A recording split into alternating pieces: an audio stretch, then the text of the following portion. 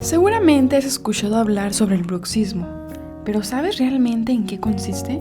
Hoy te lo explico. Es una conducta oral motora disfuncional que se manifiesta cuando se aprietan o rozan los dientes de manera inadecuada, provocando rechinamiento. Y este se produce de dos formas. De forma diurna, es decir, que ocurre durante la vigilia como una excesiva presión entre dos músculos, o de forma nocturna, que se produce durante el sueño e incluye largos periodos de contracción. Desde el enfoque funcional, factores psicológicos como el estrés ayudan a promover y perpetuar el hábito.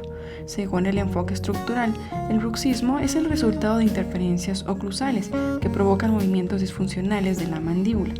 Integrando ambos enfoques, en la actualidad se concibe el bruxismo como una interacción multifactorial de variables anatómicas, fisiológicas y psicológicas.